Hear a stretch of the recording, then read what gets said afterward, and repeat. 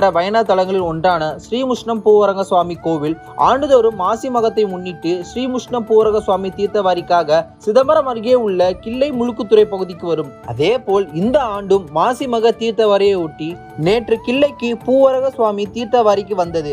அப்போது கிள்ளை அருகே தைக்கால் கிராமத்தில் உள்ள சையத் ஷா ரஹ்மத்துல்லா தர்காவில் பாரம்பரிய முறைப்படி பூவரக சுவாமிக்கு அரிசி, தேங்காய், பட்டாடை கொடுத்து வரவேற்பு அளிக்கப்பட்டது. பின்னர் பூவரக சுவாமிக்கு பட்டு சாத்தி படையல் நடந்தது. இதில் இந்துக்கள், இஸ்லாமியர்கள் உள்ளிட்ட பல்வேறு பங்கு பெற்று சாமி தரிசனம் செய்தனர். பின்னர் ஸ்ரீமுஷ்ணம் பூவரக சுவாமி நிர்வாகம் சார்பில் நாட்டு சர்க்கரையும் மாலையும் தர்கா நிர்வாகிகளிடம் வழங்கப்பட்டது. இதையடுத்து சர்க்கரை மாலையை எடுத்து சென்று ரஹ்மத்துல்லா பள்ளி வாசலில் வைத்து பாத்தியா ஓதி அனைவருக்கும் சர்க்கரை வழங்கப்பட்டது.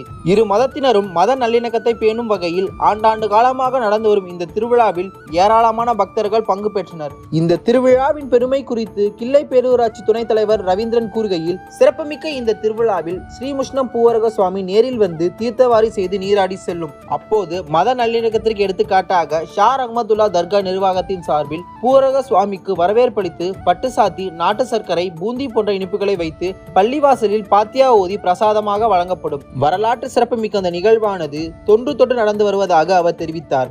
மத நல்லிணக்கத்தை போற்றும் வகையில் நடந்த இந்த நிகழ்வை சமூக வலைதளங்களில் இதாண்டா தமிழ்நாடு என இணையவாசிகள் கொண்டாடி வருகின்றனர்.